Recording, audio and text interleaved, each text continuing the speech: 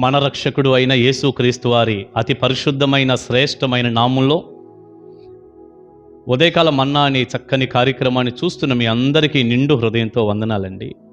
దేవుని మహాకృప మీ అందరికీ తోడై ఉండును గాక. ఎలా ఉన్నారు? మీరు మీ కుటుంబాలు క్షేమమే కదా? ధైర్యంగా ఉండండి.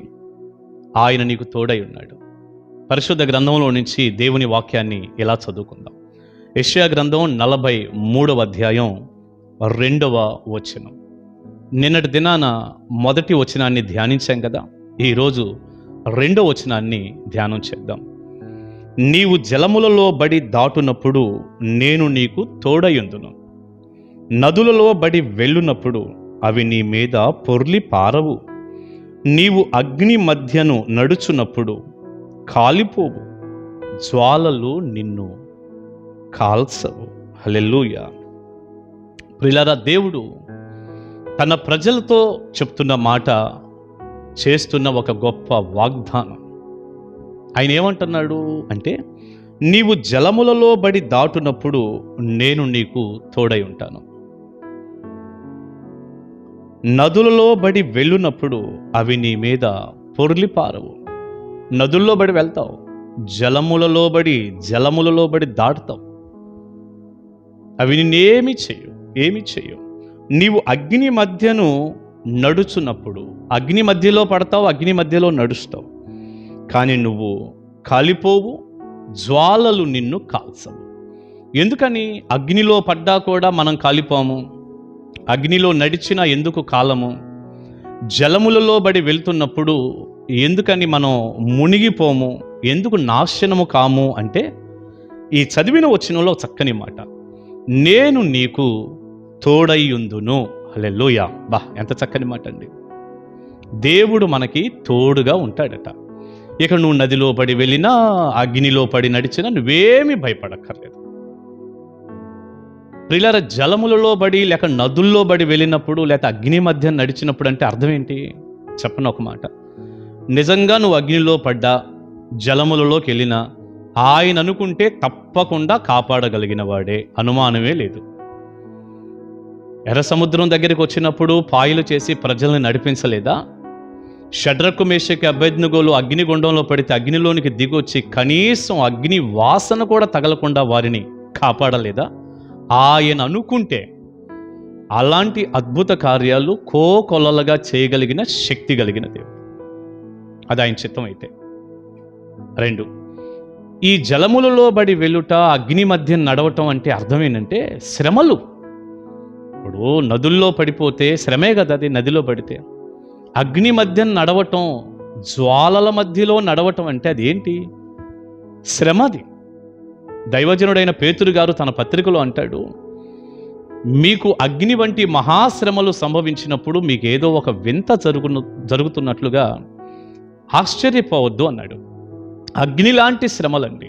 కొన్నిసార్లు మనం అంటాంగా, అస్సలు తట్టుకోలేకపోతున్నాం అయ్య గారు, చచ్చిపోవాలని ఉందయ్యా, అమ్మో ఈ బాధలన్నీ కూడా అయ్యా నరకంలాగా ఉంది, నేను పడలేకపోతున్నాను ఈ మాటలు, ఈ అప్పులో నుండి బయటకు వస్తానన్న గ్యారంటీ లేదు, నా భర్త నన్ను అనుమానిస్తున్నాడు, లేక నా భార్య నన్ను ఇష్టానుసారంగా మాట్లాడుతుంది, మా పిల్లలు మాట వింటలేదు, నరకప్రాయంగా ఉందండి మా కుటుంబం. అగ్ని లాంటి శ్రమలేగా, నదిలో మునిగిపోయినట్టుందిగా, ప్రాణం విలవిల్లాడిపోతుందిగా, అల్లాడిపోతున్నావుగా. అలాంటి శ్రమలో ఒకవేళ ప్రియబిడ్డ ఈ ఉదయకాలం నువ్వు ఉన్నట్టయితే ప్రభు అంటున్న మాట ఏందో తెలుసా? నేను నీకు తోడై ఉన్నాను. బా, ఎంత చక్కని మాట అండి.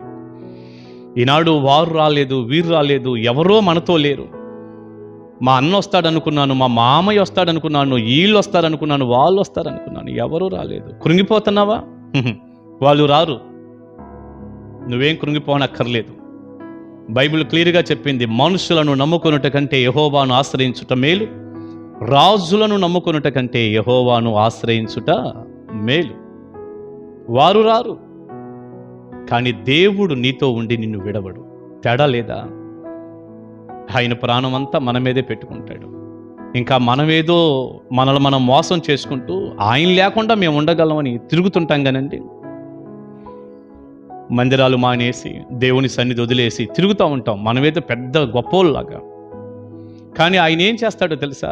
మనల్ని వదిలిపెట్టి ఉండడు. అందుకే బైబిల్లో కొన్ని మాటలు ఇలా గుర్తు చేయనా. మీరు మత్తయి సువార్త 28వ అధ్యాయం చివరి మాటలు తర్వాత చదువుకోండి. ఇదిగో యుగ సమాప్తి వరకు సదాకాలం నేను మీతో కూడా ఉన్నాను అన్నాడు దేవుడు. యుగ సమాప్తి వరకు సదాకాలం ఉంటాడంట. ఎంత మంచి దేవుడు అండి. హెబ్రీ పత్రిక 13వ అధ్యాయం 5వ వచనం కూడా తర్వాత చదువుకోండి. నిన్ను ఏమాత్రమును విడవను, ఎన్నడూ ఎడబాయను అని దేవుడే అన్నాడు కదా. అన్నాడు హెబ్రీ గ్రంథకర్త.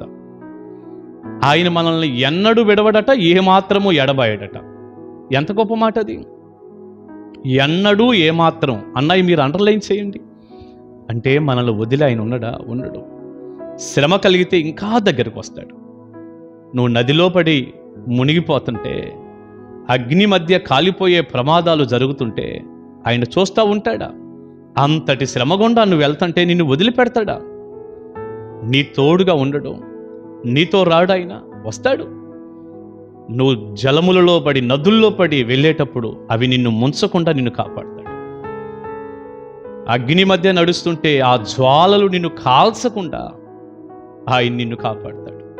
ప్రియబిడ్డ, ఈ ఉదయకాల సమయంలో బహు భయంకరమైన శ్రమలయ్య గారు మాకు దేవుడున్నాడు. ధైర్యంగా ఉంటాడు. మీరు నన్ను ఇలా ఒక మాట అడగొచ్చు. శ్రమల్లో పడిపోయి అగ్ని లాంటి శ్రమలు, ఒక నది లాంటి, సముద్రం లాంటి కష్టాలు అంటున్నారు కదయ్యా, వాటిల్లో మేము వెళ్తున్నప్పుడు ఆయన తోడుగా ఉంటాడు అని రాసుంది. అసలు అవి రాకుండానే దేవుడు మాకు సహాయం చేయొచ్చు. అసలు రాకుండానే, ఆ శ్రమ లేకుండానే చేయొచ్చు. కంటే అలా చేయడు. ఆ శ్రమ ద్వారా మనం నేర్చుకోవలసిన పాఠాలు నేర్పుతాడు. వెండి ఏ రీతిగా అగ్నిలో ఆ ద్రావకంలో పడినప్పుడు ఆ మురికంతా పోయి నిర్మలంగా మారిద్దో, బంగారం ఏ విధంగా మరలా మేలిమి బంగారం లాగా ఆ అగ్నిలో ఆ ద్రావకంలో పడినప్పుడు మారిద్దో, శ్రమలనే కొలిమిలో మనల్ని దేవుడు ఏం చేస్తాడంటే నిర్మలునిగా చేస్తాడు. నిర్మలమైన వ్యక్తి అయిపోవాలి. మురికంతా తీసేస్తాడు. మనం ఎన్నో మార్చుకుంటాం. అంతరంగం శుద్ధి అయింది. తర్వాత ఆయన ఇటు మనకు తోడుగా ఉండి సహాయపడతాడు, విడిపిస్తాడు. ఈలోపు శ్రమల ద్వారా మనం బోలెడన్ని ఆత్మ సంబంధమైన పాఠాలు మనం నేర్చుకొని దేవునికి దగ్గరై చాలా వర్ధిల్లుతాం. శ్రమ మంచిదే. ధైర్యంగా ఉండండి. ఏ శ్రమలో ఉన్నా ఆయన తోడుగా ఉండి ఆయన నేర్పాలనుకున్న పాఠాలు త్వరగా నేర్చుకోండి. అది మాత్రం చేయండి. లేటు చేయొద్దు. మొండితనంగా ఉండొద్దు. నేర్చుకోండి. తప్పకుండా ఆయన నీ జీవితంలో గొప్ప కార్యం చేస్తాడు. తోడుగా ఉన్నాడు. ధైర్యంగా ఉండండి. దైవాశీస్సులు మీ అందరికీ ఉండునుగాక. ప్రార్థన చేసుకుందాం. పరిశుద్ధుడా, ప్రేమగల తండ్రి, మీకు వందనాలయ్యా. ఉదయకాల సమయంలో మీ పిల్లలకు ఈ కొద్ది మాటలు చెప్పటానికి సహాయపడినందుకు వందనాలు. వెతబడిన సందేశం మీ బిడ్డలకు దీవెనగా మార్చండి. అగ్ని లాంటి శ్రమలు నదుల్లో పడి వెళ్ళినట్టుగా, ఓ ప్రాణాపాయ స్థితిలో ఉన్నట్టుగా అల్లాడిపోయేవారు ఉన్నారయ్యా. చూడయ్యా, సాయపడయ్యా, వారిని విడిపించయ్యా. కృప చూపండి. తోడుగా ఉండండి. నడిపించి మహిమ పొంది గొప్ప కార్యం చేయండి. ఎంతైనా మీరు నమ్మదగిన దేవుడు. మీ చేతుల్లో పెట్టుకుంటూ సహాయపడమని వేడుకుంటూ మీకు దగ్గరగా జరిగే కృప వారికి ఇవ్వమని యేసు ప్రభు వారి శక్తిగల నామాని ప్రార్థన మనవులు అడుగుచున్నాను తండ్రి. ఆమేన్. ఆమేన్. God bless you. దేవుని కృప మీకు తోడై ఉండునుగాక. కలుసుకుందాం ఉదయకాల మన్నాలో.